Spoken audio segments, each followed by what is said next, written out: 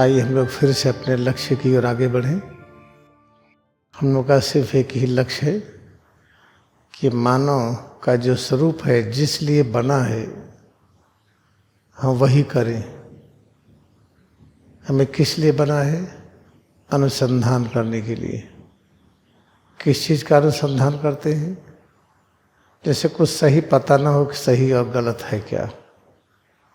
अनुसंधान कैसे करते हैं? अनुसंधान करने का सबसे बड़ा विज्ञान क्या है, जिसे टाइमलेस विज्ञान कहते हैं, वह है क्रिया योग।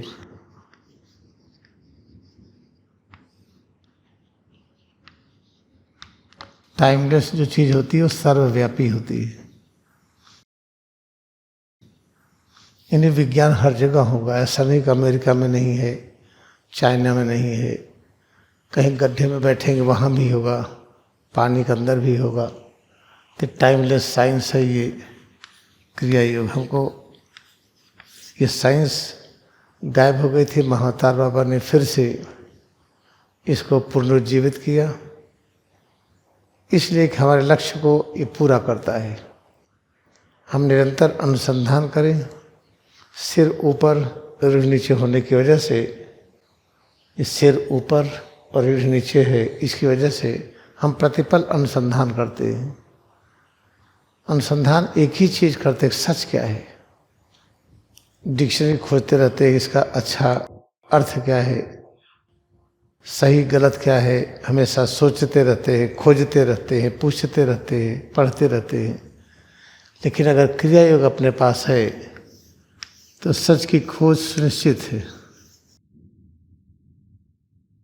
अगर क्रिया योग है तो सच की खोज अपने आप निश्चित है।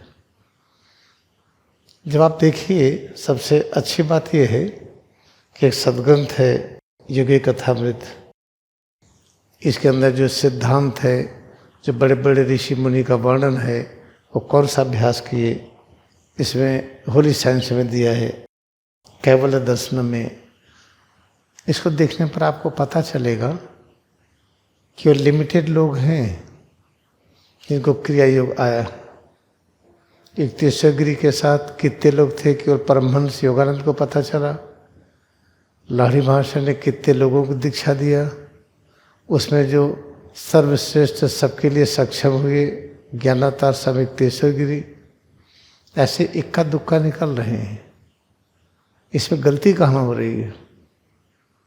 गलती ये हो रही है कि हम इस प्रयास पर रहते हैं कि कोई अपने बुद्धि से, मन से खोजिए, तर्क वितर्क करिए।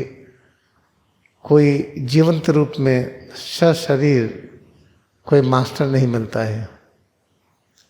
अगर केवल निराकार से काम चल जाता तो लाहिड़ी महाशय सर्वश्रेष्ठ गुरु जो योगावतार हैं, जिनको अष्ट सिद्धि, नौ निधि, जितनी 8 सिद्धियां हैं, 9 निधियां सब प्राप्त थी, उसका प्रदर्शन नहीं करते थे। वो, उनके लिए कुछ भी असंभव नहीं था। जब ऐसे लोगों को, जिनके लिए कुछ भी असंभव नहीं था, महाअवतार बाबा गुरु के रूप में आए, तो महाअवतार बाबा जीवित हैं, सशरीर हैं। आपको कब मिलेंगे? जब आवश्यकता होगी। आवश्यकता कब होगी? जब क्रिया योग में इतना हम रम जाएं कि प्रतिपल क्रिया योग का अभ्यास होने लगे। बैठे हों, खड़े हों, चलते हों, आराम करते हों, काम करते हों, हर समय जितने प्रकार के क्रियाकलाप हैं, उन सब के साथ अगर हम क्रिया योग से जुड़े हैं, तब महाअवतार बाबा प्रकट हो जाएंगे। और उनकी आवश्यकता तभी है। वही नहीं, इसके पहले स्वामी युक्तेश्वर गिरी प्रकट होंगे, लाहिड़ी महाशय होंगे, ये सब होंगे। योगानंद की उपस्थिति आपको अनुभव होगी हर क्षण अपने अस्तित्व में। ये सब चीज़ें होंगी। तो इसमें गलती क्या होती है कि कोई शरीर, कोई मास्टर नहीं मिलता है। अब देखिए, युक्तेश्वर गिरी कितने ज्ञानी थे, लेकिन परमहंस योगानंद को ही समझ में आया कि ज्ञान अवतार है, बाकी को नहीं आया। लाहिड़ी महाशय कितने ऊंचाई पर थे, उनको अच्छी तरह केवल यही समझ पाए स्वामी युक्तेश्वर गिरी। बाकी भी समझे लेकिन पूर्णतया नहीं समझ पाए। अगर पूर्णतया समझे होते तो महातार बाबा होली साइंस लिखने के लिए किसी और को कहे होते, या योगानंद को किसी और के पास भेजे होते ट्रेनिंग के लिए। ऐसा नहीं हुआ। याद रखिए, जो क्रिया योग सुन रहे हैं, अभ्यास करते जाइए। जब हमारी दृष्टि निर्मल हो जाएगी तब आपको साकार रूप में गुरु का दर्शन होगा। और हुआ दर्शन, या जबरदस्ती किसी को मान लिए, अगर उसकी बातों में कोई भी शिकायत आई, उससे कोई भी दूरी आई, तो मानना न मानना बराबर है। अगर किसी को मान लिया तो बिना शिकायत के, बिना शंका के उसके पूरे नियमों में चले। अगर नहीं चलते हैं तो मानना न मानना बराबर है। इस चीज़ को याद रखिएगा। अगर लाड़ी महाशय को, स्वामी तेश्वर गिरी को, परमहंस योगानंद को जब तक सशरीर कोई गुरु नहीं मिला, आगे नहीं बढ़ पाए। ऐसा सबके साथ होता, नियम है पृथ्वी का ये। तो अगर कठिन है तो हम जानते हैं कठिन है ये। अगर कठिन है तो करें क्या हम? क्रिया योग का अभ्यास करते जाइए, सेवा करते जाइए। सेवा किसको कहते हैं? पृथ्वी की सेवा करिए, जहाँ बैठते हैं इसकी इतनी सेवा करिए कि फर्श ठीक बनी रहे, दीवारें ठीक बनी रहे, छत ठीक बना रहे, खिड़कियाँ बनी रहे आदि। इस तरह से जो भी जमीन है, पृथ्वी है, हरी भरी रहे। जितने पेड़ पौधे हैं खूब हरे भरे रहें। जितने मानव उनकी सेवा में लगे रहें। और अभ्यास करते जाइए। करते करते दृष्टि निर्मल होगी और आपको समझ में आ जाएगा। अगर इस युग में, इस जन्म में नहीं मिलता है कोई, तो अगले जन्म में मिलेगा।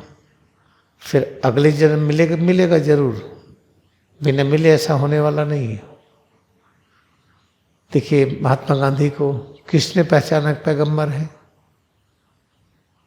परमहंस योगानंद। बाकी सब उनको महात्मा कहते रहे, महान संत कहते रहे और राजनीतिक संत कहते रहे, लेकिन पहचाना किसने? परमहंस योगानंद। परमहंस योगानंद क्यों पहचाने, कैसे पहचाने? उनके ऊपर कृपा स्वामी तेश्वर गिरी की। तो स्वामी तेश्वर गिरी थे तो समय थे महात्मा गांधी, वो जानते थे। इस तरह से याद रखिए कि लक्ष्य बनाइए, क्रिया योग ध्यान छोड़ेंगे नहीं और सेवा कार्य बंद नहीं करेंगे, बस। तो धीरे धीरे दृष्टि निर्मल होती जाएगी और लक्ष्य पूरा होगा। जिसको भी, अगर किसी को मान लिए हैं गुरु, तो उससे शिकायत रहित जीवन जीने का एक क्षमता प्राप्त होगी। अगर नहीं मान पाए हैं तो आपको मिलेगा वो, चाहे जहाँ मिले, जैसे भी मिले। ये है, इस चीज़ को याद रखिएगा। तो ये टाइमलेस साइंस है। हमको अपना अस्तित्व को समझना है। हम कौन हैं? हम सर्वव्यापी हैं। सर्वव्यापी अस्तित्व टाइमलेस कहा जाता है, समय और दूरी के परे। तो हमें ऐसी शिक्षा चाहिए जो टाइमलेस हो, तो क्रिया योग ही है वो।